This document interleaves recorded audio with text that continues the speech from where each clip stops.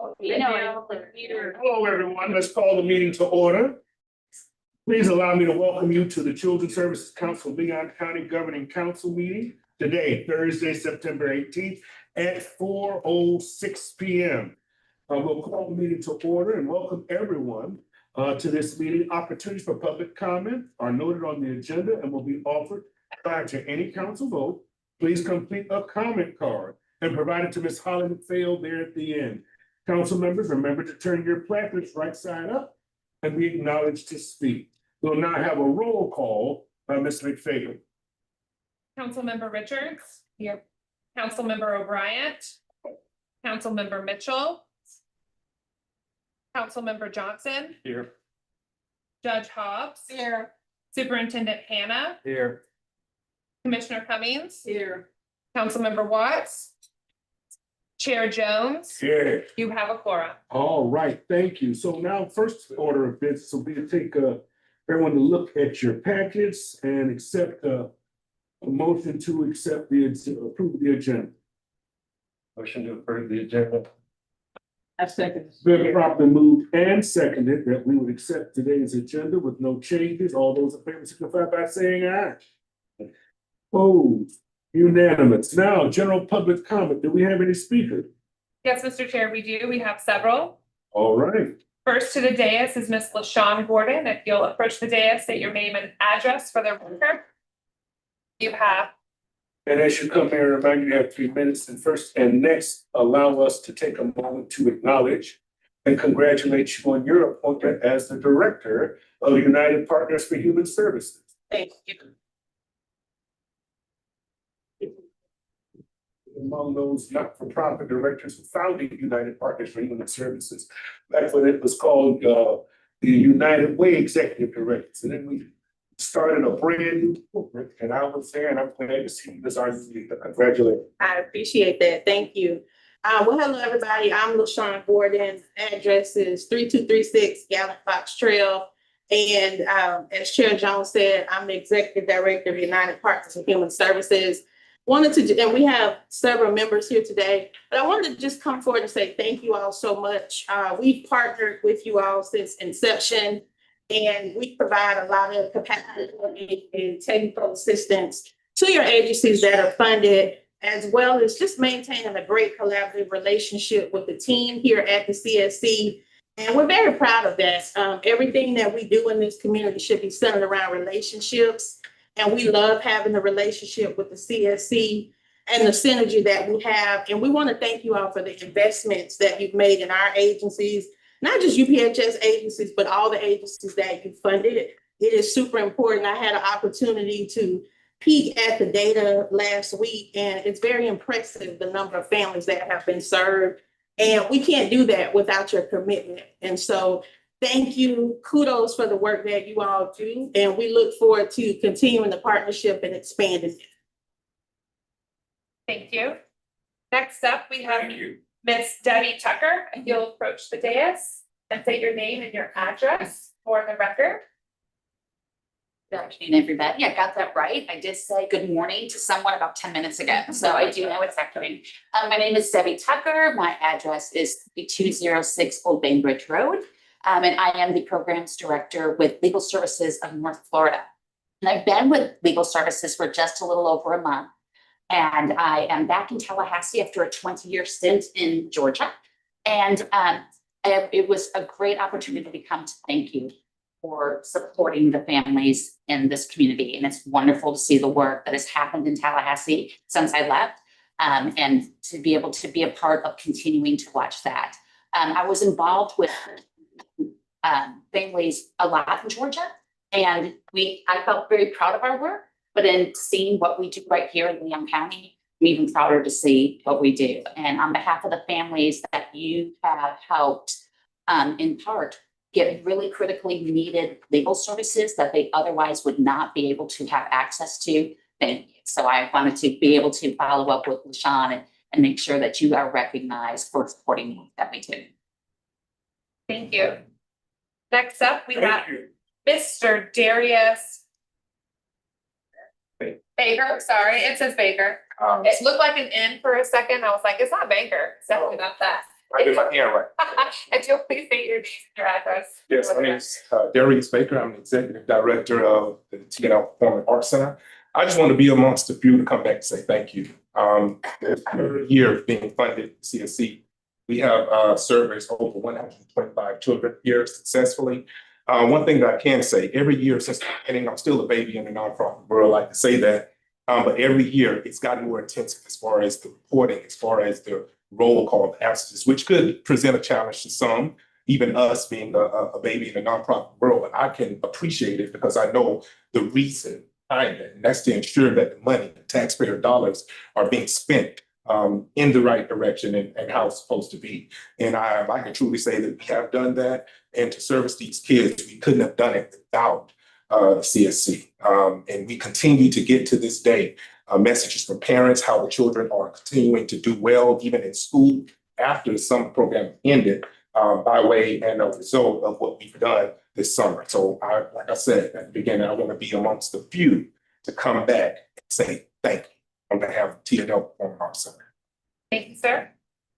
Next up, we have Miss Emily Fritz. If you'll please state your name and address for the record. Thank you. My name is Emily Fritz and my address is 1433 Zucre Drive. I looked at the impact report and I just have some questions about mainly the methodology. It says on page 6 that the CSC provided services to 126,399 children, youth, and families across Leon County. Well, I pulled some data from the Office of Economic Vitality. Leon County has 301,724 residents. We have 45,669 who are over the age of 95. Excuse me, over the age of 65. Boy, it'd be great if we had that many over 95. My guesstimation is that 95% of the people over age 65 do not utilize the services of the CSC. There are 29,824 who are age 55 to 64. I'm guesstimating that 90% of those do not use services of the CSC. I realize some people that age have kids, young kids, but most of them don't. There are 67,164 students. And I realize some students have kids, but I'm guesstimating that 90% of the students do not utilize CSC services. They don't have kids. So when you remove the people who are of the age category or in a subcategory that most likely don't need the CSC, only 171,148 people are children or adults who may have children. So of 171,048, how did you serve 171,048 people? How did you serve 126,399 families? What I'm thinking may be happening is that every touch point is counted as a family.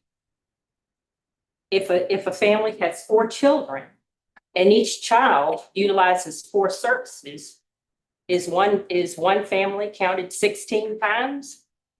I don't know how you do this. I don't know how you collect your data, but that should only count once, even if 4 children use 4 services each. So that's my question on that. I would think that you would have the names of the parents. 30 seconds. And you could purge them and eliminate duplicates. I hope you have that data. I have to leave after I speak and I wasn't able to finish some of my questions. So can I pass this? Thank you. But I will watch the video later. So I hope you will address it. Thank you, Ms. Fritz, and I'm sure the staff will get with you to respond to your questions. Next speaker. Next up, we have Miss Kimberly Beach. You'll approach the dais, you'll state your name and your address, and you'll have 30 minutes. Beach, 18189 Lawrencetown Highway. I'm here to speak on behalf of the Ford Breeding Resource Center. It's a very important part of our community. I've lived here for over 10 years in the community. They help in a big way with their food distribution, which has made a real difference for people who need it most.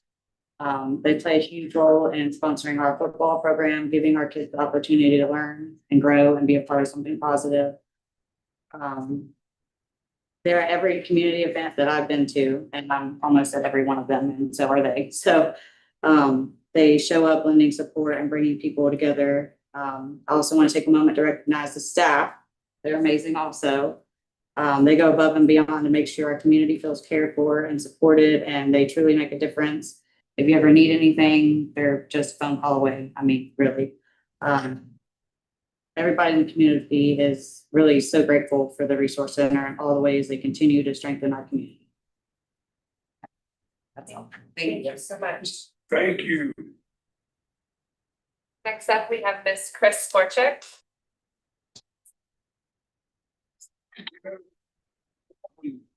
You'll state your name and address for the safety. I'm Chris Sorchik. Address is 1311 North Paul Russell Road. I am the executive director at Capital Area Healthy Start Coalition. And LaShawn said it perfectly. We need partnerships. It is so important. We have done with the support of the CSC, the ongoing collaborations, partnerships, the village that you all are helping to create to support our pregnant women, our young children, our fathers. It's amazing. I just want to share one anecdotal story with you. I love the heartfelt stories. We had a mama who came into our perinatal navigator program, the victim of gunshot wound, lives in the same apartment where this happened, watched her friend die in the same shooting. Her 13-year-old child is the one that called the EMS. Okay. She came into our program, obviously very traumatic experience for her, pregnant again. With the PM support, the doula support, we were able to reach out to our hospital and come up with a care plan for this mom. We were able to, with this partnership, get the hospital to agree to let her trauma bonded child participate in her full labor and delivery experience at 14, including having the opportunity to be part of a C-section. If anybody knows anything about hospital policy, one person can be in a C-section room. And it is through your continued support that we are able to do these types of connections and resources for our families and make sure that that child who is 14 still has her mom at the end of the day. And then the baby coming into this world also has mom, and they providing ongoing support. So once again, just thank you from the bottom of my heart for supporting our program. Thank you so much. Next. Miss Tracy Marple. Please state your name and your address for the record. Thank you. Tracy Marple, 1915 Philbrook Trail.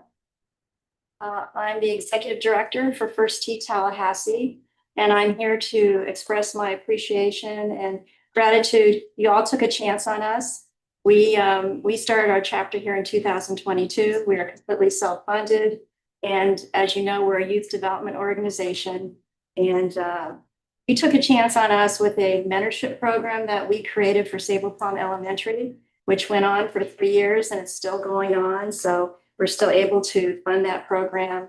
And by the end of this year, we will have had an impact on over 13,000 kids. So we can't thank you enough. And our last speaker is Thank you, ma'am. Mr. Leroy Smith.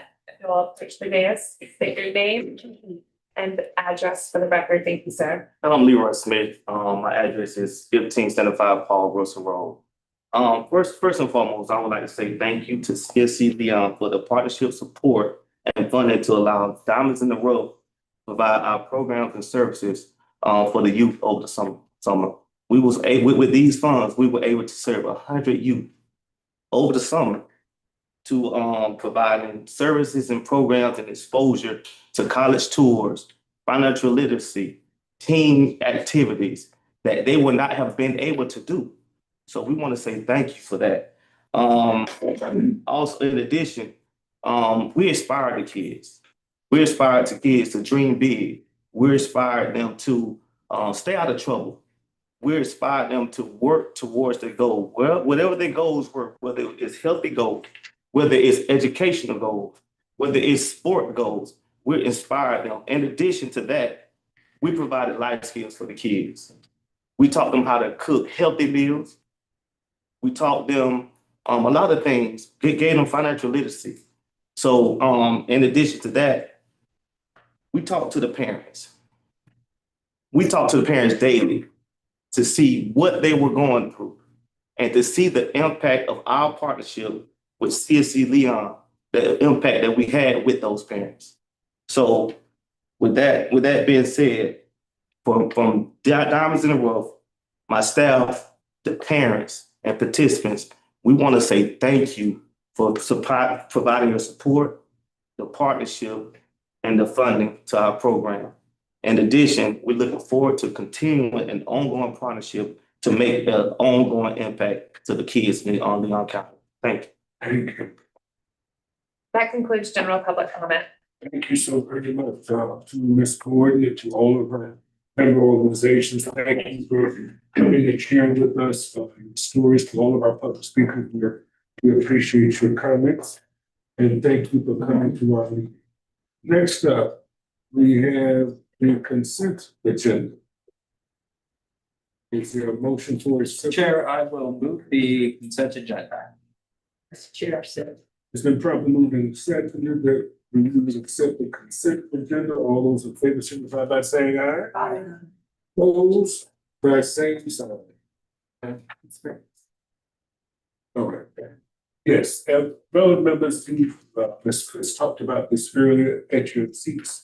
Everyone has our impact report. I do believe, is this our first ever printed impact report? I'm sure our director will have opportunity to discuss this with us further, but kudos for this focus.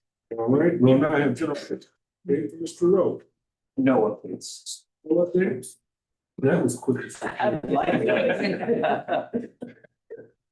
Let that be a lesson to the rest of you.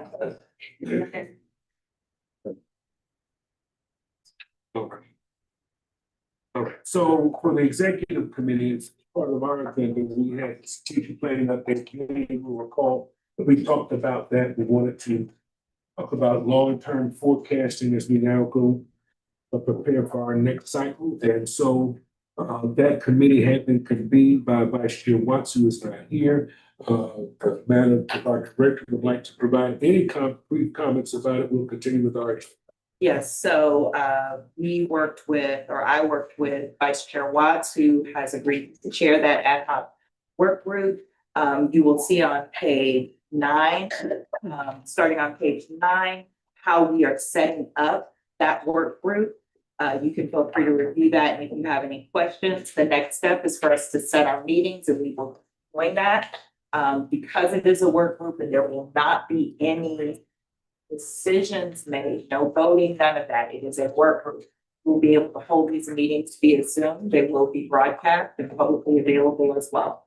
So that is just a quick update on that. Right, thank you so very much. Next up, Mr. Mitchell. No. Oh, I'm sorry, we have to have a motion to accept it. Is there a motion to accept the committee report coming from the strategic plan update? I will move that we accept the committee report. Mr. Chair, second. All right, from properly accepted. Are there speakers? There are not. All right, all those in favor signify by saying aye. Aye. Opposed? All right, that's unanimous. In his absence, we'd like to thank its chair, Vice Chair Watts, for his work and those persons serving on that committee. Now, Thank you, Mr. Chair. I would like to sort of follow in the great footsteps of Mr. Rowe and keep my my report short. I know everybody it's got financials ahead of time. If there are any specific questions that you have, I am happy to take a stab at it. Snyder is here as well and can take a stab at it. But I'm happy to say that our financials are strong. There was only a slight overspend on office equipment, and that's really not an oversight, it was just a miscategorization by putting paper, all of this stuff that's in front of us, and not putting it in the right category. Otherwise, financials look very, very good. Thank you so very much. We'll now move to program. Well, we got a question. Oh, I'm sorry. Yes, sir. Forgive. I just had a quick question. I realize I'm on the committee, but I was absent from that meeting. I think it's important for the record that staff at least address. We have a receivable from Scientia. I just wanted to make sure for the record that we are what the compliance is with their repayment plan, please. They are 100% compliant at this point. Okay, thank you. Yeah, and Mr. Johnson, I'm glad you brought this up. Scientia has been incredibly, they had a misstep, but they've been a great partner. Unlike another group, Ms. Snyder, I know it's from Community Carpentry of America. USA. Community Carpentry of USA owes us $15,000 for work that has not been performed. And we're going to track them down, aren't we, Mr. Rowe? Yes, sir. And so it is Community Carpentry USA who signed a contract with us, perform services to teach young people the skills necessary to get involved in becoming a carpenter, and has never provided any services. So we're going to find them. I promise you, we have left plenty of voicemails. Our executive director did, Ms. Snyder did, and I have left no fewer than 12 voicemails. The gentleman's name is Ms. Snyder? Mr. David Van Williams. Van Williams, Mr. David Van Williams. So if for any reason somebody knows Mr. Van Williams, he's got several voice messages from me as well as the staff at CSC, and we sure would like to hear from him. Thank you. Thank you, Mr. Chair. Thank you. All right, next we'll have Mr. Chair. Thank you, ma'am. Is there a second? I'll second it. Are there any speakers? There are no speakers. All right. All those in favor of the motion, signify by saying aye. Aye. Oh, thank you. Passed unanimously. Now we move to Section 8 programming. We will now hear from our director. Yes, so again, we'll bring to your attention the impact report. It is available online. One of the things, since we had someone that asked a question about the service and the number of people that we serve, I'm trying to get to that page. So when you look at that total number, which I think is 126,000 and some change, that is to children, youth, and families. It specifically says the number of services. So that many services were provided to children, youth, and families over the last 4 years, from 2021 to 2024. Any other questions that you might have about the information, please feel free to reach out to us and we can give you that methodology. All right, thank you. The second thing before we get into programming is we have a couple of introductions. Our former lead performance partner, Krisha Malone, retired. And so with her retiring, we had a vacancy that we filled and we had a promotion. So let me start with our promotion. So promoted to lead performance partner is Jacinta Clay, who I think is in her office. In her office watching the meeting, but Jacinta Clay has been promoted to lead performance partner. And we have a new performance partner, Brandy Jones. So Brandy, if you'll stand up, she has more than two decades, 20 years in maternal, perinatal, child and family health. She holds a degree from Florida State and a master's degree from FAMU and had been in contracting. We are so fortunate to have her. So please welcome her when you get an opportunity. And a lot of other stuff I won't even read. And then we also have a new intern with us. Elaine Johnson is our intern in the communication space, and she has already hit the ground running. She'll be with us for a year. I hope that she does not mind that I share that she is a former child from foster care, which you know is very dear to my heart. and is now in school as a senior at Florida A&M Go Rattlers. So Elaine, welcome. Sweet. With that, we will move to A under 8, summer program report overview. Please keep in mind, as we did last year, we will give you the full report with metrics and all the things in October at our annual meeting. So I'll turn it over to Holly McPhail for the quick overview. Thanks, everyone. In your packet on pages 18 through 20, you will find a summary of our programs. The first one being our summer OST performance summary. We funded 11 programs and served 720 unduplicated youth. There's some highlights there. Again, we'll be providing the full details, but I do want to just point out that we had a 900 average family cost savings across all of our programs that the families reported to us. The second program that we funded over the summer was our Summer Special Needs Scholarship Program. We ended up serving 108 unduplicated students across 6 approved programs for an average length of service was about 2.7 weeks. And 60% of those participants lived in targeted neighborhoods. And then finally, our third summer program that we reprised again this year was our Summer Youth Internship Program. And we had 47 successful completions through that program.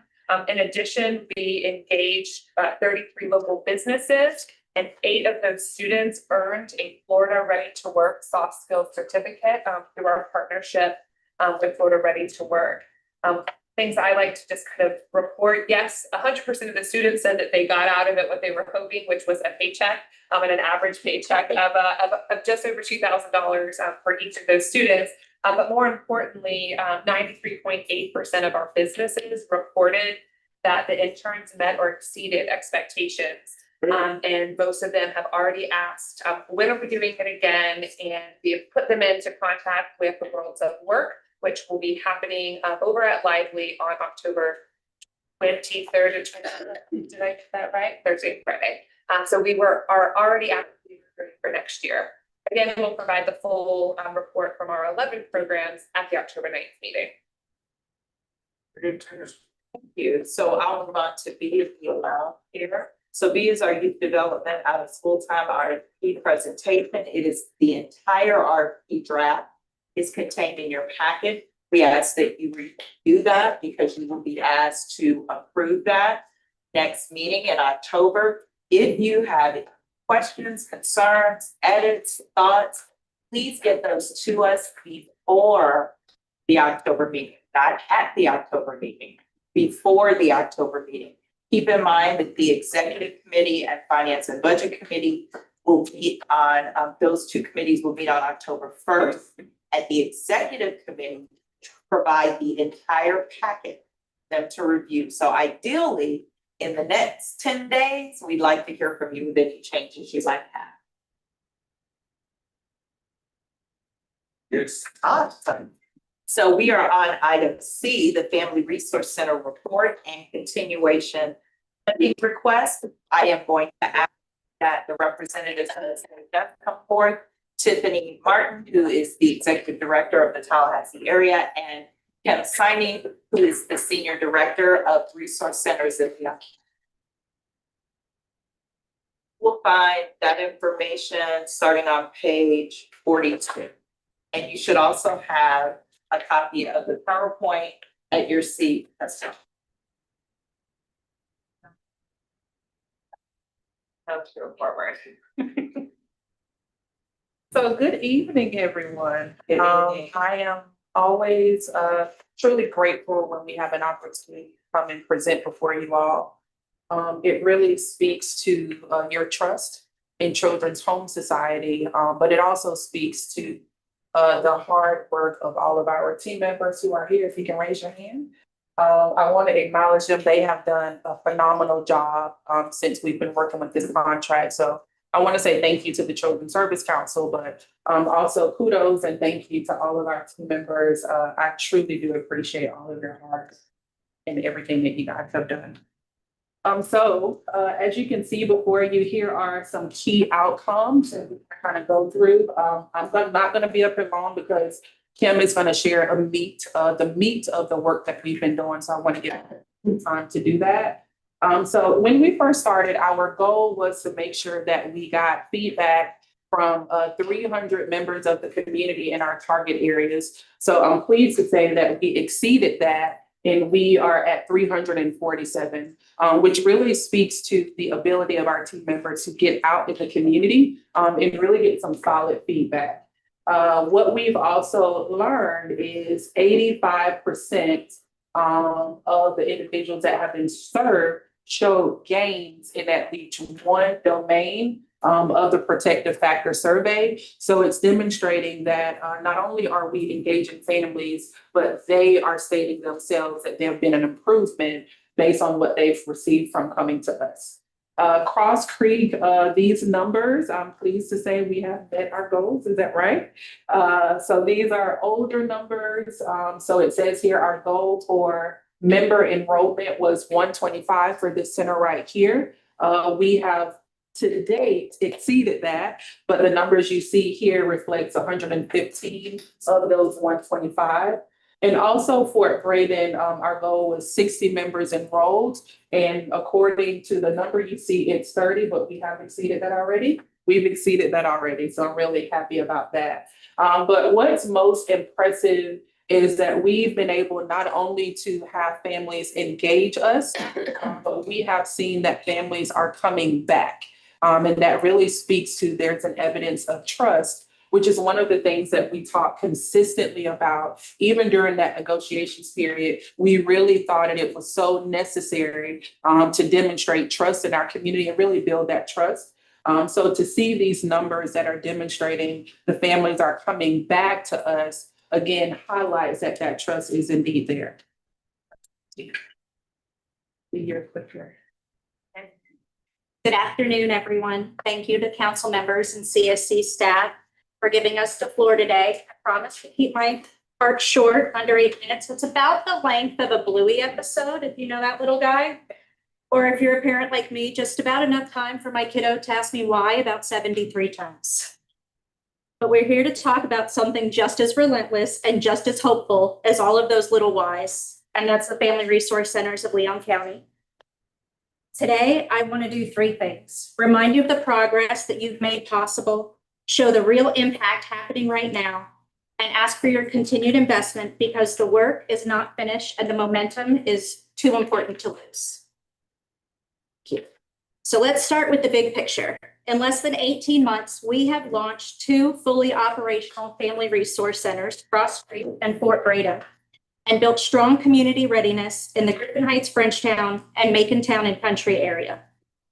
So as Tiffany alluded to in the introduction, the report in front of you says 115 members at Cross Creek and 30 at Fort Braden, but hot off the press, I'm pleased to announce that as of today, we have 159 members here at Cross Creek, which exceeds our goal by 34 members.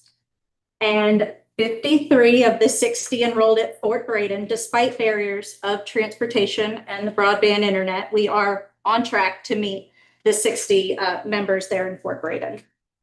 And Tiffany said families are not just signing up, but they're staying. Our retention rate is about 90%, which if you compare that nationally for the Nationally Family Support Network, they would say about 50 to 60 would be typical retention. So that tells me that families don't just see the value, but they feel it and they keep coming back.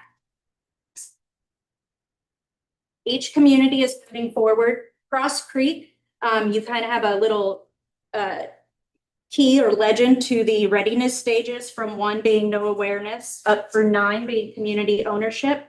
Cross Creek is at that stage 8 where there's confirmation and expansion, and they are marching towards fully community ownership. Fort Braden is through stage 6 in initiation and beginning stage 7 of stabilization with strong leadership and a maternal pilot already underway. Griffin Heights, Frenchtown is in the 4 to 5 from pre-planning to preparation.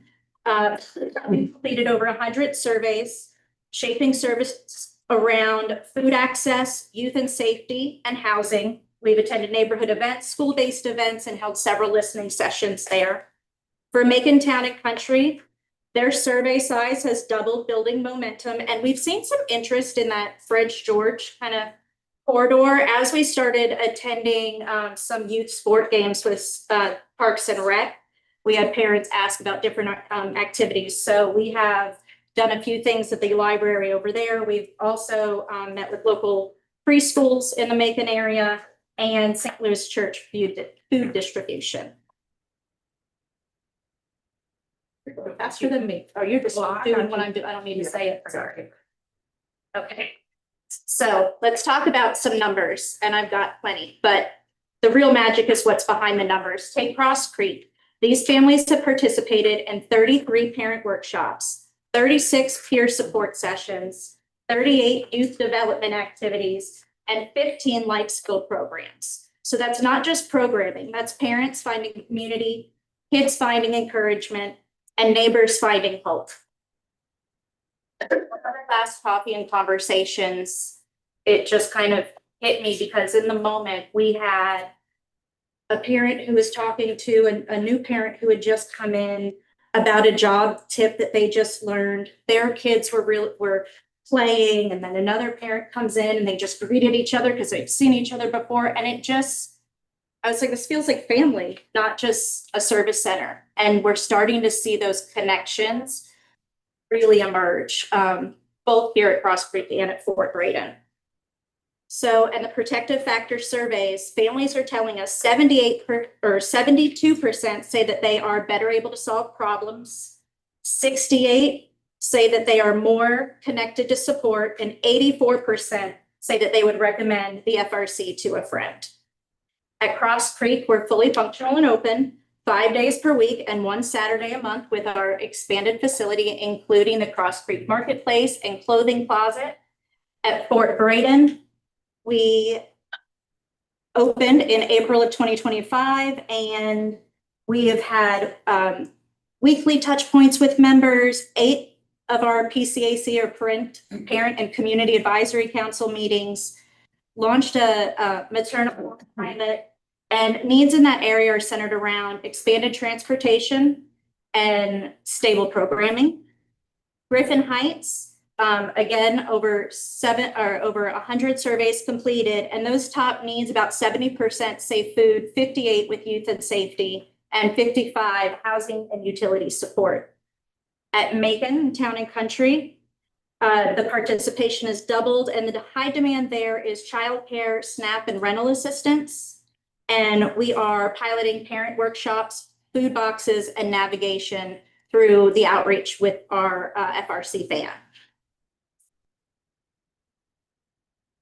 Okay, so with partnerships and innovation,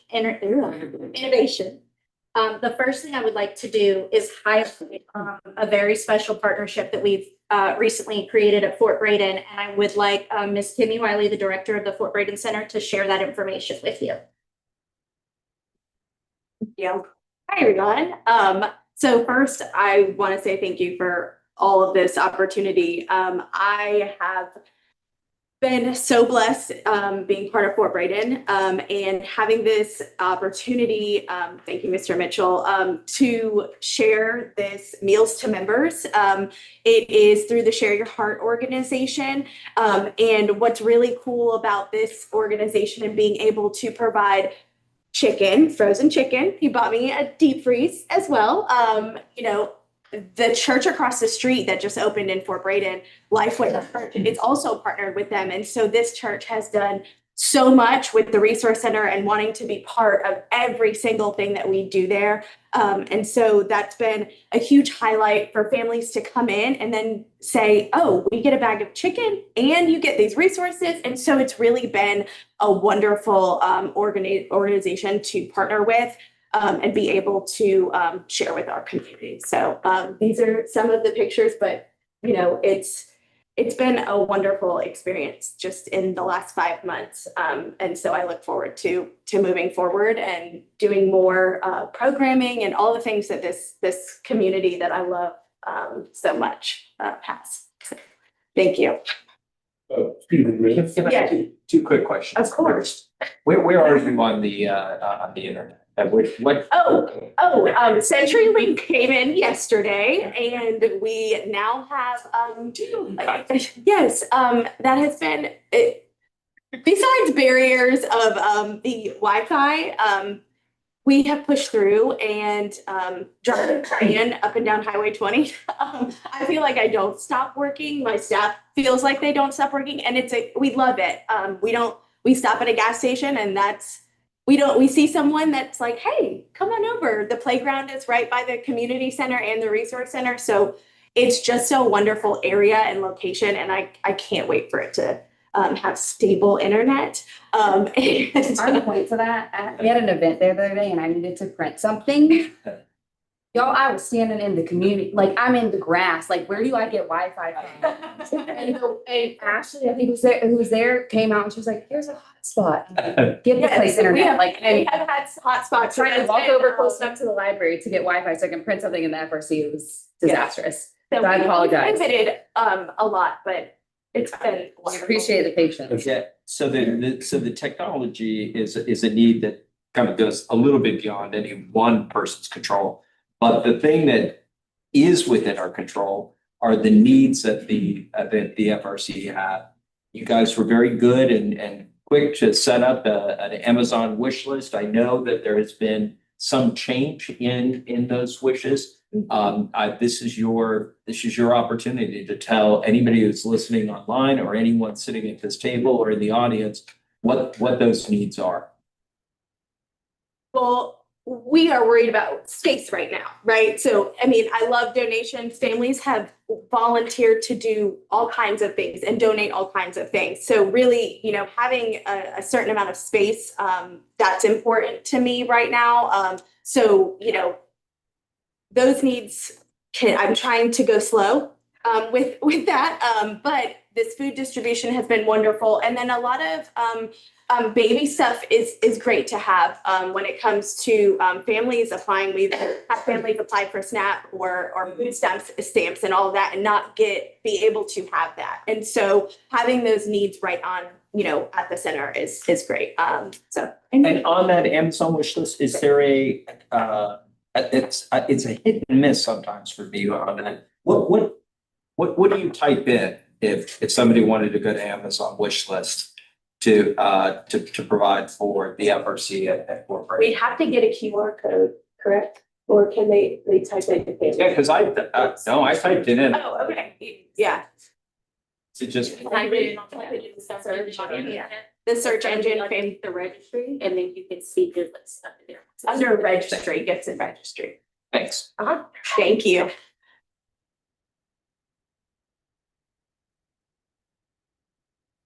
So in addition to Share Your Heart, we have 47 MOUs with organizations throughout Tallahassee, and that list continues to grow.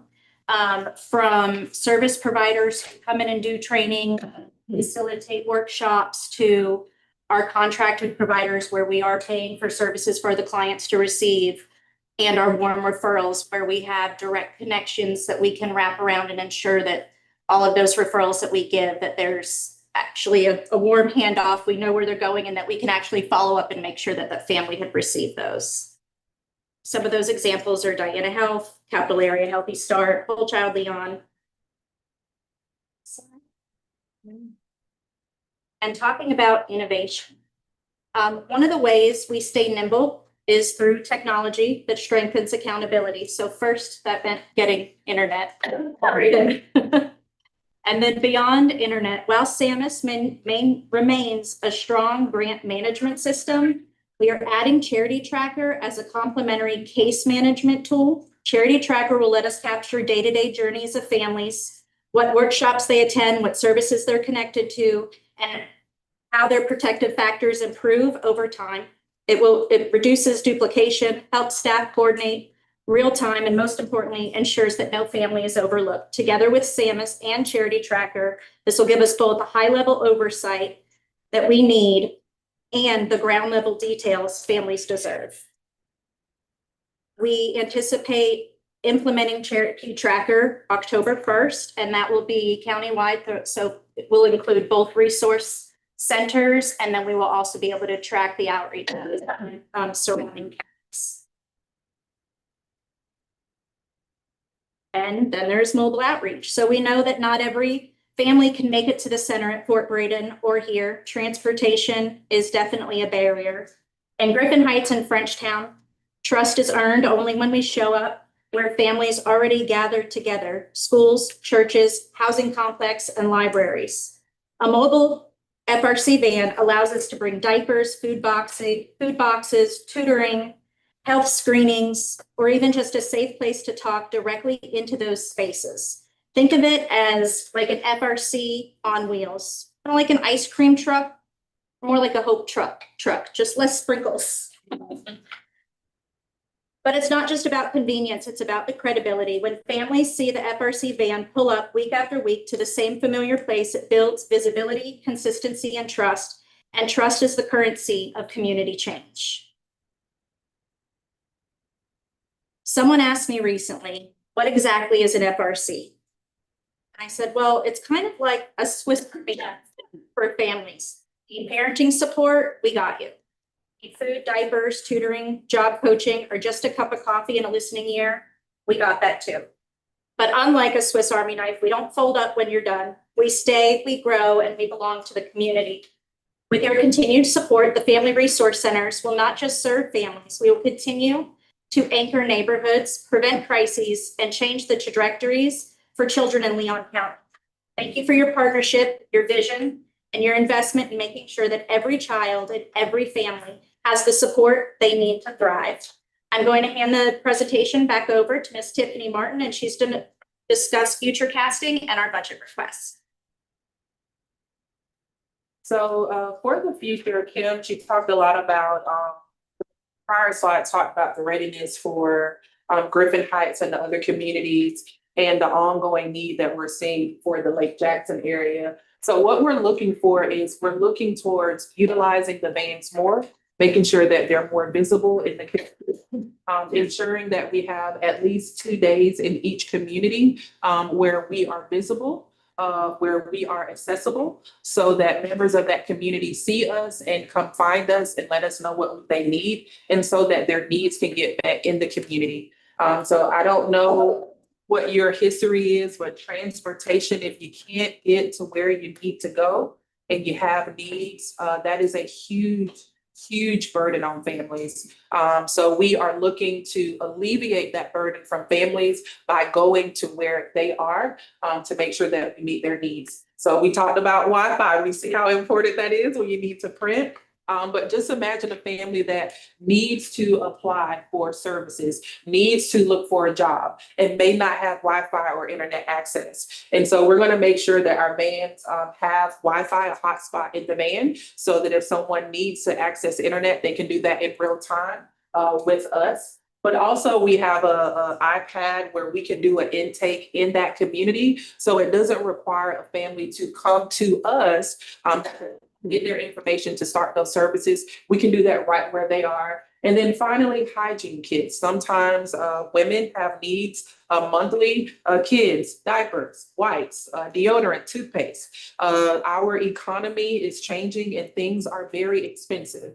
And we want to have the ability to continue to support sometimes those seemingly simple needs, but they make a huge difference for a family that may not have them. So our goal for the vans is we want to engage at least 20 families per month, but also ensure that those families have repeat engagement with us, again, which demonstrates that trust. And our goal is to pilot weekly outreach in Griffin Heights and making community, again, ensuring that we're showing up at places where our families are there. And again, it's not a barrier for them to come and access what we have readily accessible for them. So now we go to the budget request. Again, I have to say thank you because I understand that this is a sizable request, but more than a request, this is an amazing and a very impactful investment that the Children's Service Council has already made to our family. So what we are requesting is a little less than $1 million, which does include carry forward from our initial contract term. And so what we are looking to do, we had a brief period where there was a lag in us hiring staff. We are almost fully staffed. Of course, the bulk of our request is to continue to support our staff that are going to be out in the community. And again, they are doing such a fabulous job. I had the pleasure of talking to Kim today, and I said, what is the secret to families continuing to come back to us? And she said, it's all about the environment that our staff members are cultivating when they are engaging with the clients in our community. And we want to keep that going. And the way that we do that is that we retain amazing staff. So a part of this request is including a 3% cost of living increase. The next thing is direct family supports. So you heard Kim talk about some of the needs that the families are having, transportation, they need food, rental assistance, utility assistance. So we want to have the ability to continue to support the families or to redirect them to the support for the needs that they have. Also, charity tracker, that's something that we want to implement because it's going to give us the ability to make sure that all of our files are electronic, but it's going to be a much easier tracking platform to allow us to see specifically what services our clients are requesting, what they need. And we know that when we have great data, we can continue to do great work and refine the work that we're already doing. This is case management software. And that is what I was gonna say. Ms. Martin, if you'll let me interrupt, because I can already tell what I'm gonna ask regarding SAMUS. Yes. SAMUS is data financial. It is not designed, it has never been designed to be case management. Charity tracker, which they're requesting, allows them to do a case management function. That being said, though, we do have the ability to get the family name, the people, but it is not keeping track of what is going on with those families. So I wanted to put that out there because I knew that question. Thank you. And when you talk about what's going on, we know that our ultimate goal is we want to see child abuse and neglect go down. So having a more robust system, again, it really allows us to follow that family and to see how their needs are evolving over time and what they're accessing. Next, we talk about our administrative costs. You know what that is. That indirect ensures that we have all of the additional supports that we need to continue the good work that we're doing. And then say that again. I believe, I don't know what we have in our contract, but I can double check and get that for you. I don't want to misspeak. And then last, you see our carry forward. So this is the estimated amount of our carry forward that we anticipate we have unspent. Again, the bulk of that is a result of vacancies when we first started the process and needing to really hire, and then some recent vacancies that we've had. And then we'll open it up for questions.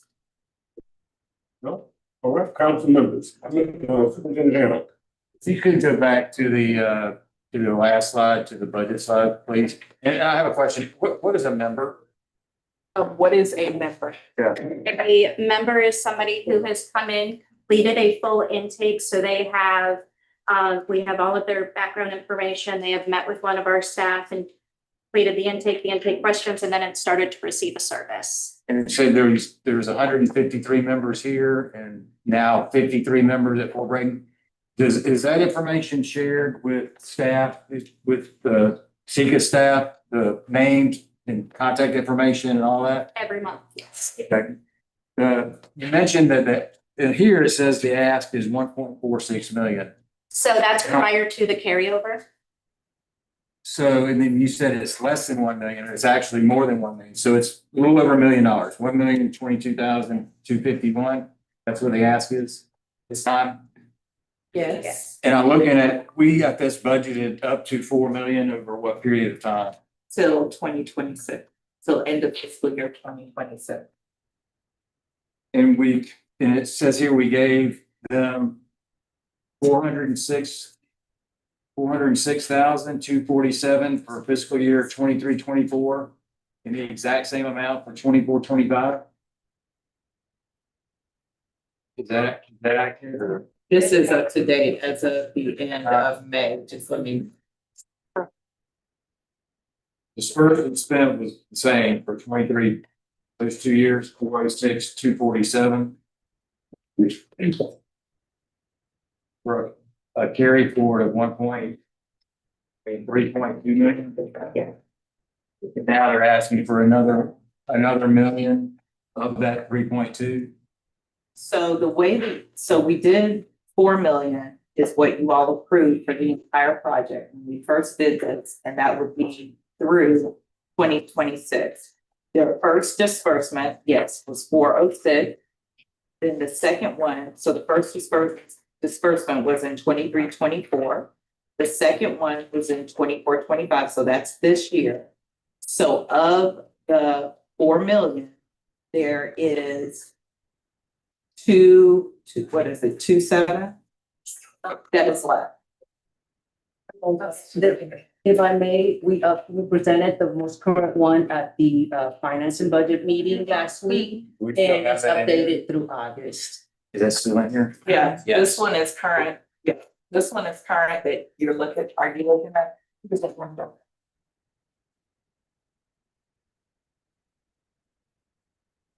Superintendent, let's see, I don't know, it's about the same anyway, a good portion of the funding that was given to Children's Home Society to establish this one and then Fort Brayton, well, fairness, Fort Brayton, a lot of that funding get it open. The county, Leon County is generous enough to help us with that. The changing of the rooms here and kind of getting things up and going is what took up a good portion or a significant portion that original year. So it wasn't like services were being provided. All right, so I see it. So it's really 1.2 million. So it was 406 and then 855 for last year. You know, for this current year. This one that we're at, 24-25, which ends October. On the 30th Right, then of September. Okay. Yeah. And of that 1.2 million, you have 447,000 left, a third of it's Yes. left. Yeah. And we're asking for $1 million for 25-26, and this is the last year. So This as is of the last year. October before we of do- 26 is when this deal expires, right? In the original, right. Of the original 4 million expires, so they aren't gonna be asking for the 4 million that we budgeted for. They're asking for significantly less than that. At this time, yes. Right, okay. And so we're anticipating that we're rolling forward 447,000, so we're gonna spend 1.5 million this year alone in 25-26. It'll be 1.4. So a little less. Right, 1.4. And when we did this, how many centers were we anticipating would be operational? Up to 3. And so. So there's some time. So one of the things as we've been looking at the model, we've been looking at the readiness, we've been looking at all of their reports. And the process is that instead of doing a third brick and mortar, we would look at doing a true mobile unit. A true mobile unit that has the ability to go to some of the outlying areas, Woodville, chairs, all of those outlying areas to really determine A, if we need another brick and mortar, and B, where it really needs to go. So the last part of this allocation will probably be an ask, no probably to it, will be an ask for a mobile unit as the third iteration of the center. And that won't be until November or December. That as part of that million they're asking for, that's part of it. It would be a part of the entire 4 million, so that would take up the last bit of the 4 million allocated. You know, bus, Winnebago, A mobile, a real mobile unit, yes. Which at one point let me just say, when we first were talking about FRCs, at one point, the council was very excited about that opportunity because it gave the FRC the ability to go wherever it was needed and really have whatever.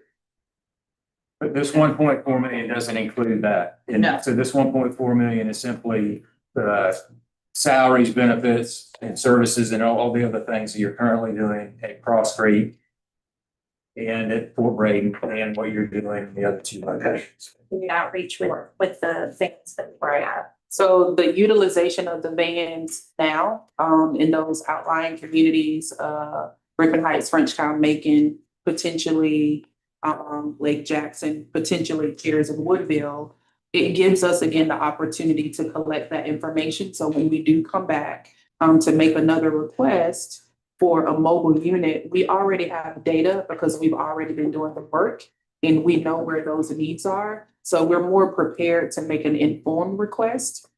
So what we're doing now, again, is helping us to prepare for that. Then if I may add one more thing, I, myself and Dina are working with Children's Home Society to create a sustainability fund. So with the thought that our investment, our money investment goes down because there's a sustainability plan that is in place where they are looking at other partners, including funding partners, in kind, whatever it might be, to help take up some of those costs. So it becomes a true community investment. Ms. Richards? I looked in here and I couldn't find it. When was the Cross Creek opened? It was October of 23. 23. Okay. I've been aware. It's coming. Thank you. Thank you, Mr. Chair. It's August. Yeah, August, what is it? Sorry. It started in Started 2024. 24. Been opening a little. Yes. More than.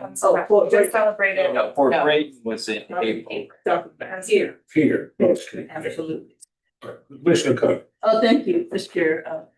Ms. Martin, you guys, thank you guys for all the hard work and the success that this resource center and in Fort Braden is well. But I just have a couple of questions about your request. Will you guys give us a more detailed breakdown on the 1.2 million that you're requesting? You will give us a more detailed breakdown.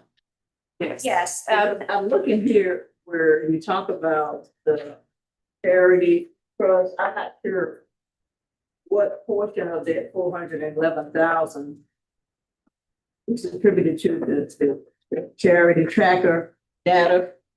That is a monthly subscription fee. There was a startup of 10,000 and then $60 after that.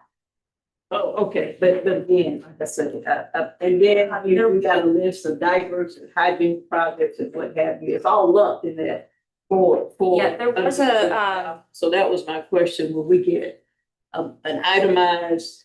yeah, the line item that was submitted with the report, but we don't, it's not in the packets. Okay, and so the budget that we just passed. No, Councilman, no, we this didn't. is not included. No, in we that, didn't do is the it? budget. We just need the financial. I mean, the report. financial report, this ask is not ma'am. included, just make sure that was not included. So we'll have opportunities. Which would be- That. Well, our opportunity is now. That's they're asking us to vote on this budget. And this is all we had.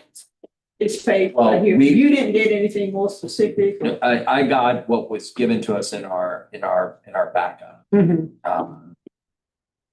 Okay, and then you mentioned a mobile unit what is the estimate for the mobile unit?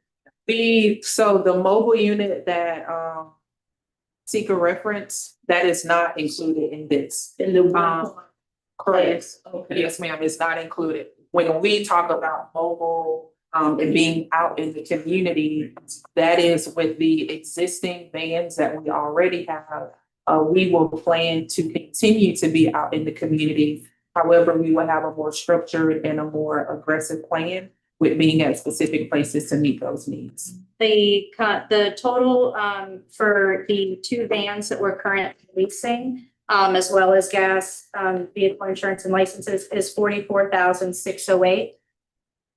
Annually, Correct. that's the annual cost for two that you all are leasing now. Correct.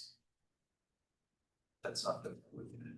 But no, that's just the vans that have already been a part of the contract thus far. It's not over here, it's just vans, okay. You're leasing those and not purchasing those. Okay. Now, just one other question, Mr. Chair. I know the projection, we were looking at Griffin Heights and those other communities, Macon community with us. But your request does not include brick and mortar for any of those. Correct. At this time, what we've seen, especially working with the national network and they've provided, is that doing this type of mobile outreach and being consistent with going to the same places that same time will help build trust in an area that is more difficult to initiate trust with those residents. And so being able to come to them and bring those things to them before saying, hey, we're going to build it, just come to us, that's really what our plan is to use those vans for that visibility and continuity of services. Okay, thank you, Mr. Chair. Mr. O'Brien. Yes, I like the concept of a mobile. I think it gives us a chance to kind of dip our toe in the water and get some sense of acceptance in those markets, in those areas. But mobile units, and we all always can be very expensive. This seems almost like a pilot of sorts. So I would suggest before we go out and buy one, that maybe we look at a lease relationship. There's nothing that's this. I can't imagine there's anything overly specialized or customized for this type of a van. You're not talking about mammography or some sort of health clinic. So before we go and buy a van, I would suggest we look at concealment on a short term to evaluate for invest several $100,000. Yeah, and today's presentation and your vote today is for a continuation of this current funding, not including expanding towards a mobile. So we would be coming back with a more in-depth presentation if we were to go that up. Oh, thank you, Mr. Chair. I'm a huge advocate for what you guys are doing. I believe in it. There's always a but, when somebody starts with that, there is a but here. When we originally voted on the budget, I was a big advocate for having this center, as the guy said, on the evaluation and the negotiation team, and expanding it to Fort Brayton and saying, stop, let's see what we can learn from both of those communities. This over the, I think, very capable and watchful eyes of the CSC staff, and then an expanded area where I truly believe that there is a huge demand for services because of how hard it is to get out there. I was not supportive of funding any other staff members, but the council voted for those additional staff members that are building trust in the community. So everything you said that they would be doing, I think they're probably succeeding. Although in these numbers, there's no way of success they're having other than hearing that they're building trust in the community. Contractually, the outreach was tied to that 300 and touch point, and we got to the 347. So we did meet that metric, and we were, I think during this presentation, why we also talked about different metrics that we would want to incorporate to kind of make the van so that we could see exactly what does that look like, what does success look like. Right. Again, I'm just pointing out a couple of facts. That's a feel sort of thing. There's no real hard data. The request here, is not for expansion. It is sort of consistent with where I believed we needed to focus. We needed to get really good at something we had never tried. And I applaud you all because I think we are on our way towards that goal. I would not be supportive of a mobile unit, not because I don't believe in the concept of moving things around, but I think we have too many vans. And to Mr. O'Brien's comment, there's nothing special about it. It's just larger to have a Winnipeg or something. So I think utilizing sort of one for Fort Brayton because of how far it is and how hard it is to get to people, and then one that moves from here to Griffin to the other communities would be a good thing. The other thing is I just point out that it isn't a $1 million ask, it's a $1.4 million ask. And they are correct in that it is a rollover of $400,000 that was not spent in the past. But to continue what we've got for 153 people here and 53, and I may be messing the numbers up, but at Fort Brady is $1.4 million. And before we take us down, we kind of going afoul over. We're not, that's for the remainder potentially about $4 million. Can you go back and put the centers up there for which we are talking about in terms of this request? Yes. It is Cross Creek, Fort Brayton, okay, and Griffin Heights, Frenchtown, right? And that's what we're talking about of this 1.022, actually full $1.4 million, correct? And the other two aren't separate centers. They fall under the Cross Creek budget, the base positions for that. Okay, but I'm saying, but those are the Priorities. by our acties as under the Family Resource Center umbrella. Correct. All right. Correct. And a part of, at times, what that may look like is that although those families are in those communities, they may come here for services, depending on the family and if they have access to transportation. So even though we will utilize the vans to go to those communities, we still anticipate that some of those families are still gonna come here. Well, as I see it, and I usually reserve my comments to last, but I understood clearly. Cross Creek and Fort Brayton are, as you say, brick and mortar. So Griffin Heights and Macon, also, I can imagine that you are in cooperation with both of those communities. Have Tallahassee Housing Authority present. You have Joe Louis and you have Grady Road.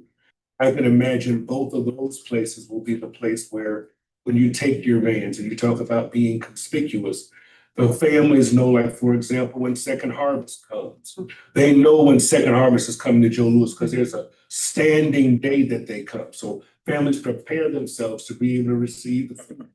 When Bond, who also has a medical mobile unit, when they come or whatever their standing day is with their big bus wrapped with the Bond logos, people know that this is the time for us to take the kids and get checkups. They're there at the beginning of the year to make sure our kids are vaccinated so that we can save their lives and have them be educated in safe spaces. But we know that their presence is there, and I can imagine that the vans that you're talking about will be using those, not only Tallahassee Housing Authority, but also Commissioner Cummings will tell you that there are community centers that are also in both of those neighborhoods that can be utilized for us to make that connection with those communities. And then when we have what we do in terms of setting a standard time, we're always here on the second or third Tuesday of the month. People anticipate you coming, and then the partners that you bring with you. So, for example, if it's at Grady Road, we know that this is going to be when the SNAP people are going to be there on site. They're going to bring the career source people there on site. We're going to bring the folks from any variety of resources that our families will need, but you'll be bringing your whole cavalcade of services to those places conspicuously and consistently to have the impact, right? And so therein lies the reason why we talk about not necessarily this big mobile unit, but the vans that you're talking about. You're bringing your partners with you who provide services on site consistently at scheduled times, correct? Yes. All right, Mr. No, you were up before he was, Mr. Johnson. He wanted to go ahead. Oh, okay. Well, we've heard from him. Let's hear from you. Hopefully this, Chairman, this is more a procedural or contractual question, I guess. So when we contracted with Children's Home Society for the phase that we're in right now, what was the term end date on that contract? And date on that contract is September 30th. It's September 30th. So with regard to any rollover, how does that existing contract address rollover dollars? It allows for roll. Does that rollover need to be embodied in any motion that we make on No. top of the 1 point? No. Well, we are, if we were to accept this budget, we vote on this budget as it's presented, it's included in it. So you sort of, Ms. Green is right that we don't need a separate motion, but you are right in I think why you're asking the question. Well, my question is really, how do we get out of rollover funds forever? I mean, in my mind, if you come down to the end of a contract and you've got unexpended funds, then they revert to us. And then the ask is 1.477 or whatever the sum of those two would be. I just want to make sure we're doing it procedurally right. I'm not making a judgment call on how you guys are doing it. I just want to make sure as a council that we're on solid ground on the way that we're approving these dollars. And I don't want to get in a rollover forever situation. Well, we will be at the end of this funding at the end of 26. Okay. So at the end of 26. There is no rollover there is provision no on that. But it seems like if we're approving this budget, is there a separate contract for that will eliminate that rollover provision? No, Technically, there really isn't a rollover. That's what my point was, is that they're referring to it. They're asking for $1.4 million. I'm off by a couple cents of dollars, but that's what they're asking for. What they are showing us pictorially is that they did not spend $400,000 from last year. That's why when Ms. Martin says it's $1 million, that's where she's getting I'm at. clear with that, I think, and thank you. I'm just wondering, and I'm being told that there's 447,000 left in an existing contract that expires on the 9/30, but there's a provision in the existing contract that allows us to roll that 447 into a new contract that includes $1,022,000. You're asking what just are the contractual terms consistent with what we're doing? You're right. So the answer is, so if you approve, so in other words, you could approve a lesser amount that would then. That really wasn't my goal. I make Yeah, sure that you- the council was steering correctly at the 447, and it's, I think, a general counsel question about how that contract reads in terms of what we're being asked to approve. That's all. Yes, sir. And I don't have the contract here before. I don't recall how that term was actually. I think the idea is we're approving $1.4 million. That's And what you're asking is, does the contract allow us to roll over the previous unpaid portion to cover a part of that expense? Right? Okay. Yeah, that's what we're trying to find out. Yeah. I was hearing it different. I was hearing that we were being asked to approve 1.022 because We're approving 1.4. That's the cost of the program. Right. The question is the 400 that we didn't spend, roll it over into this project? This is the budget. If I may, I believe that this is the draft, not including carry forward, so it's the full 1.46. Thank you. That's fine. Right here. Mr. Superintendent. That's the proper way. So, Mr. Mitchell, how much our current millage, what are we bringing in a year? About And 9 million.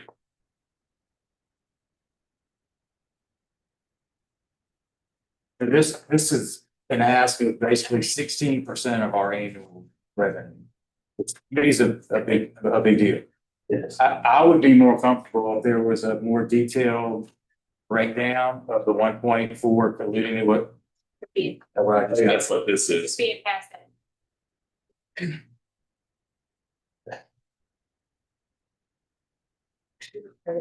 Oh, I have it. So questions, Super? That this was, I would feel much more comfortable voting on it if I had a chance to look at exactly what we were getting for 1.60% on it. All right. There are no other questions from board members. I'd like to ask lots of questions. Any other questions from board members? Can we go back to our centers, please? Yes.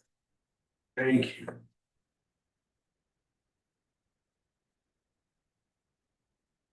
One of the things I think that most of us, particularly those of us who have been here from any great length of time, when we started, what was the name of the group out of Miami? That did the Q&Q. We did the needs assessment, and we talked, and we did an overlay of highest incidences of poverty and children, crises for children existing.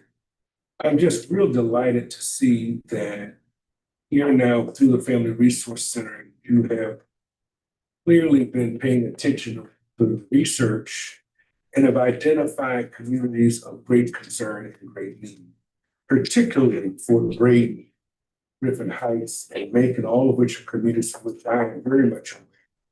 And I'm wondering, what is the relationship, as we talk about impact of children, for Brady? How many children are we talking about serving?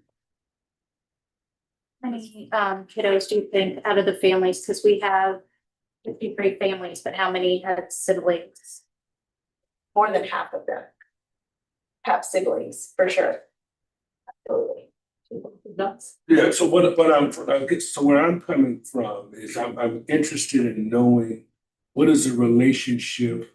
I kind of described some of it, and that is what my hope is.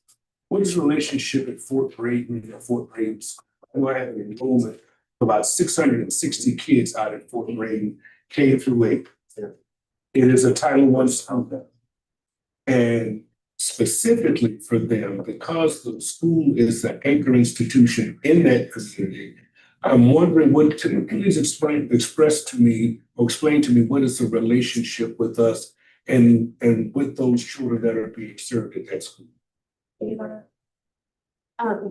I have, we have a wonderful partnership with the principal at Fort Braden. And so he's actually part of our parent advisory council. And so every single month, he knows what my goal is for the next month and what, the school can try to do to help that. So once the summer was very slow, obviously, but with this school year starting, Mr. Lanter and I probably speak at least once a week on what we can do for those families and what they need, and really figuring out an outreach type of program to meet the Family Resource Center with the school. Kind of like a community partnership school, but we're it, right? I want to be it. I want to be that organization that even goes into the school and meets with those families, whether it's once a week or what does that look like outside of school. I've started tutoring. So we, that tutoring information went home. And so we've been providing tutoring with students that are able to come after school and come over to the Family Resource Center. Meeting with Boys and Girls Club that is in-house at the school now is, they're just up and running again at the school and getting a new director. I know that. So we've been in communication on what can we do with these students. We have 35% that are Hispanic. So how can we meet those needs and those families' needs? And so honestly, the school is going to be a huge part, and it's starting to be. So, that. And I appreciate that. I'm excited to hear that, because what is, unlike Cross Creek, which serves the community, here now at Fort Bragg, you have an opportunity at that school, which I know your challenges with Wi-Fi. The superintendent will tell you And he moved the district to a one-on-one system where all of our children have, what are they? The computers. what are they? Chromebooks. Chromebooks. Chromebooks. The Chromebooks. The superintendent had a bus that was outfitted with Wi-Fi. That would go and sit in neighborhoods so that the kids be able to connect. So that's gonna be so you're having that connectivity is gonna be an important part of making certain that the school day or a child's learning can extend beyond just the time that they're on site at Fort Braden School. Yes, sir. When they're at the Family Resource Center and at the community center, right? So I just want to make certain that I want to make certain there's a great symbiotic relationship in a community that is harangued by the lack of digital capability. Because, for example, my office, OEB, is writing grants to bring broadband to those outlying areas, Woodfield, Chairs, and Fort Braden, because it is an area, those are areas of critical concern because of the digital divide. So I want to learn more about how you are raising those numbers and touching those kids to make certain that we're having the type of impact that we would hope that a Family Resource Center in such close proximity to us. Both now you, the community center, and the school are now the anchor institutions in providing service. Right. And I can probably speak to that a little bit more. One component that we were experiencing is still in the process of hiring. So needing the ability to staff the center while also having the responsibility to go and do outreach. So now we're at a point where I think we are almost fully staffed. We are. Okay. A staff in Fort Braden area is really, really important to me because that trust is so important in our community. And so I've been very picky, you might say, in finding the right people that come into the center and work with those families. We do have a developmental screening that Full Child Leon in our contract has to host once a year, and we're doing it at the school. They were more than happy to host it in the Jim O. Jackson Gymnasium, so that with that, they not only now know really what the Family Resource Center, but they also know that we're working with the school and providing all kinds of things, not just Wi-Fi, the screening and a parking lot and all the things, because the community center doesn't have a lot of parking at the moment. So just all little things that we've spoken about in the last. So my final question for Braden, what did the success look like for you all in that community in terms of impact? Success looks like for impact, the ultimate indicator on if a family resource center is being successful or not is truly a decrease in child abuse and neglect cases. So that is the ultimate goal of what we're looking to reach. Apart from that, our goal is to catch families really early, because we know that you can catch a family, a parent may be unemployed, but if that lasts for too long, what they're experiencing is going to compound. And that's going to continue to move forward. So I do appreciate your feedback about a true integration into the school, because you're right, that gives us the ability to catch those things earlier, because we know that's where the kids are. That's where the families are coming, whether they're coming for meetings, coming for school, they're coming into that place, and it gives us an opportunity to reach them. As I was saying before, not being fully staffed inhibits our ability to integrate ourselves into the school the way that we need to be. The way that could look is if the administration wants to connect us with the guidance and tell that guidance, hey, you're responsible for working with these team members, you're responsible for working with this organization to identify high need students, and I'm going to make all of the referrals to you. That can be a way that we can make that integration closer. But as we shared in negotiation, we never want to move faster than the group or organization that we're working with. So a lot of that is we want to make sure we're in step with the school, but also that we have capacity to facilitate what we're doing. Now we are at a position where we have capacity where we can have a stronger presence on campus and really reach the students. If you're interested, I will also invite you to talk to whomever administration is at school and help us identify who do we need to get connected with on campus. It could be an AP, it could be guidance, whomever it is on campus, they could be that doorway to get us those, again, high need students. Whether it's attendance is what they identify as a high need, get us connected to those families and we can continue to work with them. Well, I appreciate that. Me, also with the Boys and Girls Club there now, with you there now, and then we're investing in the school most specifically in superintendent. I also would hope that a metric for us will be an increase in student achievement. Well, that's to be transparent. I was a teacher there for many years. So that is a huge importance to me when it comes to education and those students that are really needing that extra support. Because, you know, for example, cooking, right? A cooking workshop to teach children how to cook when the parent is working late. There are siblings on siblings or cousins that live with this family or this over here. And that's been something that's very important to bringing to Fort Braden and integrating those children, whether their families, parents are part of that. It's always been very important to me to get those students to where they need to be. I appreciate it. My last question is, I did hear reference to talking about the sustainability. So what are your plans? Because I can imagine that there are, with your partners, that some of the services you're providing, your partners also provide. So what is your the plan in terms of sustainability beyond?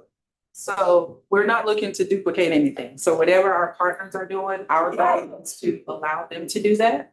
And we make the referrals to them because that ensures that we make, of course, the best use of the investment. But our goal is, Seeker referenced earlier, I think she did. We have been in communication with them for at least 4 months about the need to develop a sustainability plan. What we've been talking about now is exactly what does that look like? What does the line of percentage look like? And what does the cash look like and what our responsibility is? Internally, we've already started those conversations with our development department, but what we're looking for right now is just a metric of what percentage of the total contract would be expected for us to match, and then we'll develop a plan to address that. I appreciate you. Now that I've taken as much time as I want to remind you, we have a hard stop at 6 o'clock. Ms. Jackson. So remember, Jones, your schools are lucky to have you. They're lucky to have you. You are a great representative of them. And so I appreciate you bringing that up. I have the privilege of living in Fort Braden and being a part of the community. And I want to make sure that we are giving the FRC the ability to do that. So they have a physical building. This place has a physical building, and these two, from what I know, these two are very different facilities and they serve very different groups of people. And so School Member Jones makes a great point that meeting the school where they are, you know, we ask a lot of teachers, and meeting the teachers and administration where they are is extremely important, even if that means Kimmy and her team going to the school and not being present at the center. I want to make sure that we are giving them the ability to do that. That was the first thing. The second thing I wanted to point out was I've been to a couple of the FRC events, and I know we're counting members here, but when you're talking, I'm not a member and I've been to the FRC events. So that is the point. That is a point I want to note, that I have benefited from this being in my community and I'm not a member of it. So they're touching more than just 53 people, 53 students. Kimmy is at, I coach flag football in our community, and so does her husband. And Kimmy is, I know, are you impressed? I know nothing about football, don't ask. I used to be a teacher, so they use you for like management. But she is at the football fields Monday, Wednesdays, probably all 5 days a week, because her husband's crazy and coaches 2 teams, and Saturdays. And so her availability to the community goes far outside of the four walls. And so I just want to make sure that we give our FRCs the ability to utilize the resources in every, like she said, when she's at the gas station, she's waiting. So give them the ability to use their resources when they need them. And but I appreciate you advocating for the school. Bring it up. Yeah, Mrs. Cummings. Superintendent Hanover before. Oh, I didn't see his thing. Well, so we've just been given all a more detailed budget with personnel, and looks like they have, I guess, a total of 8 employees, is that right? Right. And are any other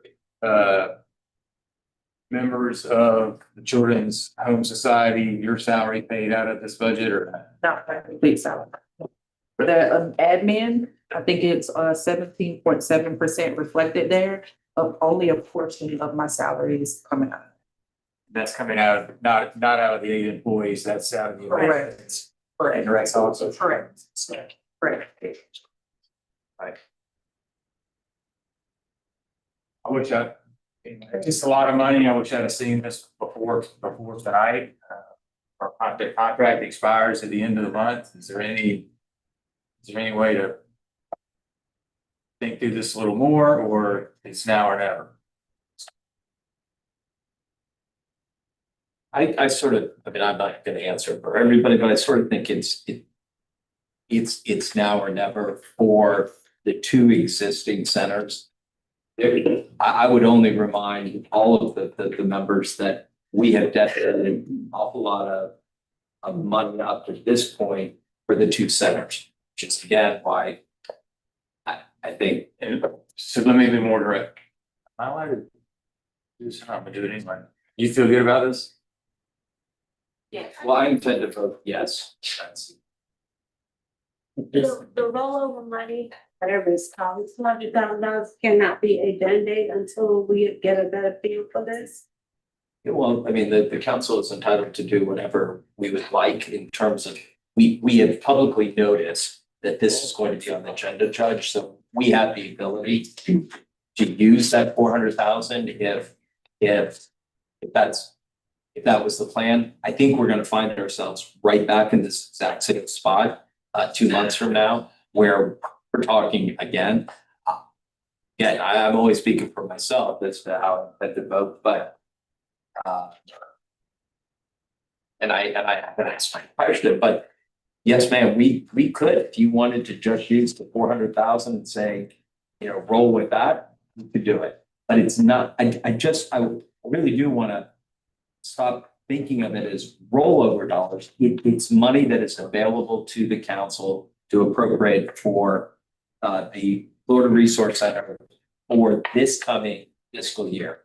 I use that term only because that's the one that's been thrown around, but my point is that if I walk into an issue without knowledge and make a decision, shame on me, but if I walk into a decision with knowledge and make a decision, all bets out. So we have some reservations in itself. It does have them, and I do too.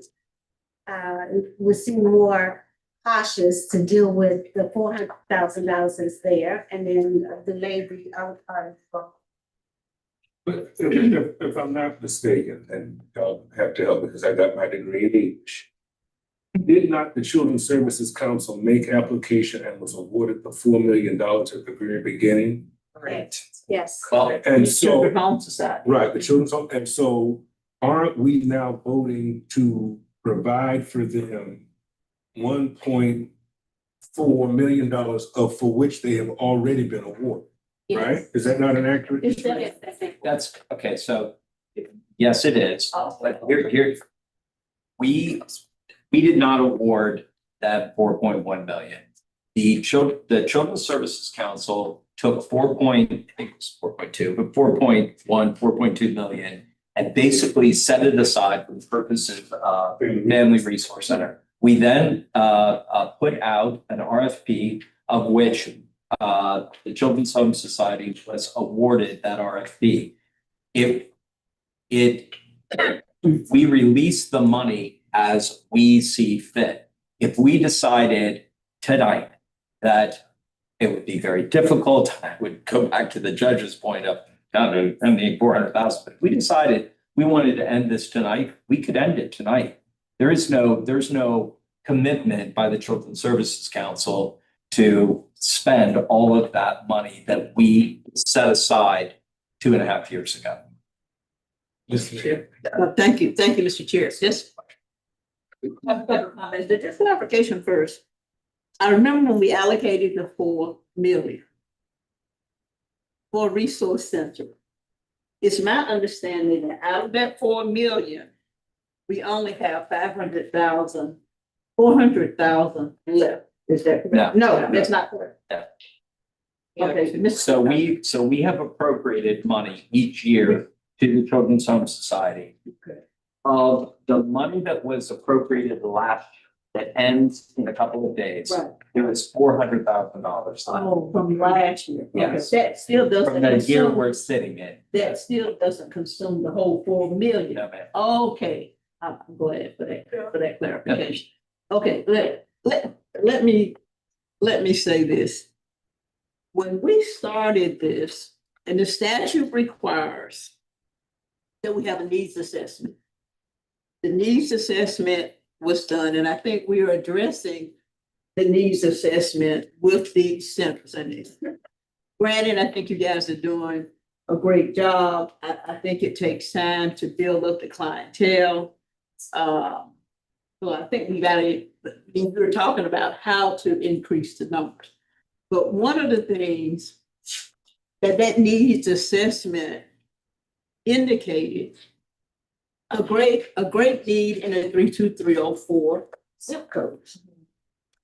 Griffin Heights, Frenchtown, those areas. And it's just concerning to me that going forward, we're not talking about brick and mortar in those areas where the needs assessment basically indicated that those are some of those zip codes are really the areas of most need. Yes. Okay, Yes. most need. Yes. And I understand that you all saying, well, we want a van to go to those places and da, da, da, da. But there is an enormous amount of underprivileged children, families that really need these services. If I can speak candidly, that zip code is primarily African American. And as an African American woman who grew up in poverty, there is an absence of trust there in that community. That cannot be remedied in 1 year, and it won't be. And we tried. And if a brick and mortar in that community is an option to be responsible, we would need more time to be there. I was heartbroken when I was at the community center at Dade Street.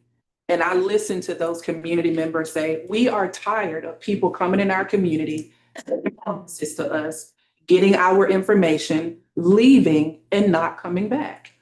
The very worst thing that we could do is repeat that. I would much rather advocate for a mobile unit. We keep coming, we keep showing up, and we build that trust. Because if someone says, every time you do this to me, it hurts me, it pushes me back, it makes me not want to open my mouth, it makes me not want to open my front door. To perpetuate that behavior is completely irresponsible. And I won't ask, I cannot ask for a brick and mortar for that community because it won't be a good investment. We will do it because we know that they have a need. But I know that just because somebody has a need and just because someone is hurting, it doesn't always mean that they are ready for someone to come in and help them. And anyone in human service, they know that. They're not always ready, and they could be limping and still not be ready. And we want to serve with dignity. And a part of serving families with dignity is serve them when they're ready. Serve them in a way that they are comfortable so that we don't do further harm. And I don't want to do that in that community. And if that means that we have to wait and show up in a van a couple of days out of the week, we're going to do it in a van and days out of the week until they can trust us. And that is the best and the greatest responsibility that we have, is to treat that community with dignity. And it just means that we have to wait. And I'm willing to experience exactly what you said, because it doesn't make sense. It doesn't make sense when you look at the data, when we look at the needs, it doesn't make sense that we're not there. But it does make sense when they said, we don't trust you. The city came in, collected our information, came and left, didn't do anything. The county came and got information, came and left, didn't do anything. They came and did this Frenchtown plan, and they came and left. And then they said, oh, well, we need to do another plan. And I'm like, well, I certainly don't want to do that. Not again. Okay, well, thank you, and I appreciate that, and I respect, I guess, based on your experience and what have you. Yes. Prior to, this council, under the executive director, went to the various areas.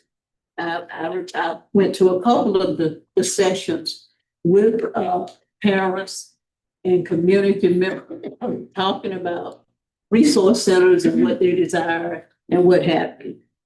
The taxpayers in Leon County voted overwhelmingly for Children's Services Council. One of the things, as I said, the statute required that we do a needs assessment. Even though it might be, I guess, a bad experience with some people in those areas, I don't think we should shut the door and say, you don't want us here, or it's no trust. I don't believe it's distrust in everybody in those communities. It isn't. I'm born and raised right there. Right I go here. over there every day. I went to John G. Riley. I went to Rudiger. I went to Ross. And I still live there, and I work there, and I go to church there off of Howard Street, and that is not the sentiment. I appreciate that. I appreciate your feedback, but I can tell you, I worked at Griffin Middle School. I'm in that community every single week because there are members of that live in that community. I go and I spend time in that community. I worked at the drug treatment center in that community. So I do appreciate your sentiments. I have no reservation about being present, but I sat in a meeting and I listened to leaders, several leaders of the Urban League, pastors, the neighborhood association say, we have an absence of trust. And we said, when we started this process, that the main thing we were going to do were we were going to listen to what people told us, and we were going to honor that.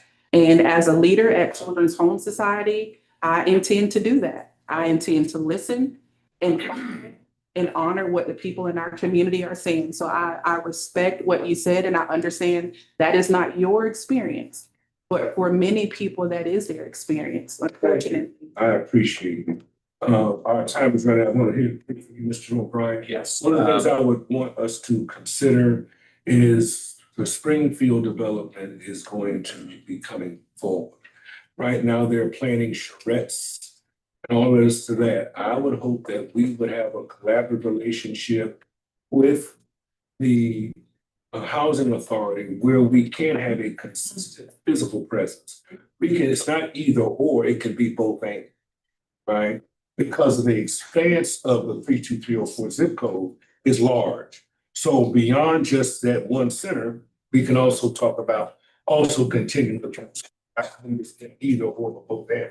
Yes, Mr. O'Brien. Yes, great discussion. But the conversation about everything else is a conversation for the future, because the budget is about what we already have. I think we have built this concept of a Children's Services Council largely, if not predominantly, around family resource centers, providing resources to the community. I think that's a core part of our purpose, our mission. It's a vehicle in which we're trying to accomplish a change in the lives of families, and in particular children. We have identified 2 centers, 2 communities that we are working with. I think, from what I understand, that there is significant success in these models in those communities. This budget is targeted to maintain and drive those specific programs together moving forward. I've looked at this budget. I mean, you just gave it to us, and I appreciate the detail. It's a pretty straightforward budget. There's not a lot of, I mean, we could probably argue over bits and pieces, but there's really not a lot of livable room in there. I would suggest, based upon our experience with these centers, success we're having, let's focus on this budget for that and bring up other areas in the future. I would make a motion that we pass this budget of $1.4 million, recognizing 400,000 carry forward. Would be my motion. It's been properly moved and seconded. Is there any discussion or speak? Well, okay, do you want the speakers before the discussion or the discussion before the speakers? Why don't we do the speakers and we'll come back to the Thank discussion. Let the speakers inform. We do have three. First up is Ms. Monisha Jones. You'll approach the dais and state your name and your address, and you have 3 minutes, Ms. Jones. Everyone, I'm Vice Jones. Address is 2700 Alamo.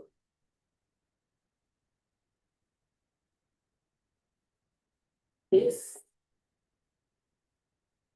Help. I'm a child. I didn't know where it was until I came here for CPR. I came, it was a regular house for her.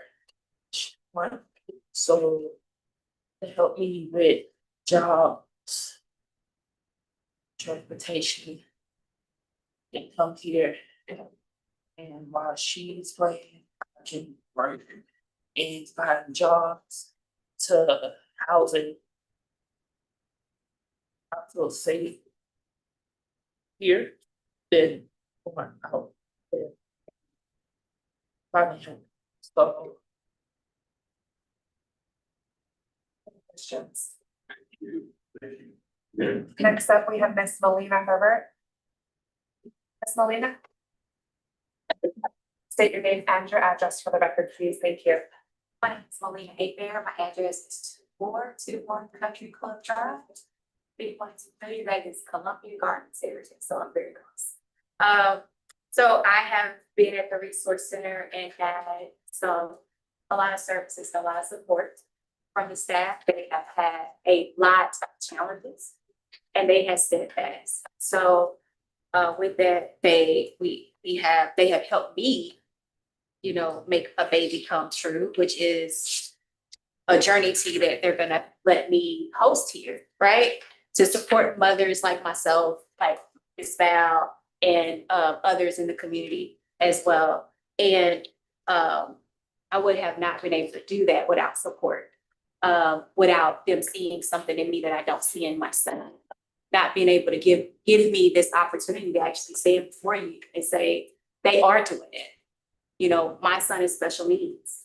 And the Children Council and being here, they let me know that they have what's available for certain summer programs and different services that will let him attend. So just because others may have denied him access, I was able to be here to know that there are other resources like the Rotary Club that he was able to be a part of. And he had to have 3 staff members, right? But he was able to be there successfully. And he was able to be away from me overnight for a week. And that's a lot. If anyone has had any experience with a child that has a lot of behaviors. Also being able to get things done on a daily basis, right? Being frustrated. My son was put out of school in January. So I've been homeschooling since then. I had to stop working. That changes my finances drastically, right? And what that looks like. Not having a 2-parent household changes things drastically, right? The income, where I'm located, is safe adjacent, right? But being able to come here and having someone be able to say, you can breathe, you can cry, you can be overwhelmed. It doesn't make you a bad mom. Just because it hurts sometimes, and sometimes you don't understand and you don't have the answer, it doesn't make you a bad mom. Doesn't mean that you can't give him what he needs, you just don't know. And we're here to help you find those things, to help support you. And I found a lot of gaps, a lot of no, we can't help you. We can't give you respite care. We can't do this. You know, he has behaviors, loads, he's not safe. We don't feel safe to give him services. We can't give him counseling. all these things are like, you know what, we're not gonna just keep taking those no's. We're gonna help you get some yeses. And so that means a lot to me, my family structure. And also it helps me also advocate to other mothers that are like me, that feel like there's no help. There's nowhere to go. We just in this loop of, we just have to take whatever is given to us. If they put them out, then what else are we gonna do? We're just gonna figure it out, whatever way that may look. Juggling them here, there, family member, friend. So that's all I had to say. But even though you may not see the proof in those numbers, like they were saying earlier, it is great. And in this community, if you have people show up, that's more than the people that actually put on the event, it is a success. And I know that that's hard for you guys to see because you're not in the community at our level needing these services per se. But being someone that has needed the services, have needed the support, and with other parents in the community, we're not always open. Because sometimes we feel like if we're open and tell the truth, then you're gonna take my child from me. You're gonna say I'm a bad mother. You're gonna say I can't provide. You're gonna say I don't have a safe home. You're gonna say that all these needs are not being met by me. So then you take my baby from me. And so that does make a distrust. And we thank you for your comments. Thank you so very much. It is 6 o'clock. I'm gonna do a hard stop, go to the trim hearing, and we'll resume our conversation on regarding the moment that we had, the motion that we have on the floor, all right?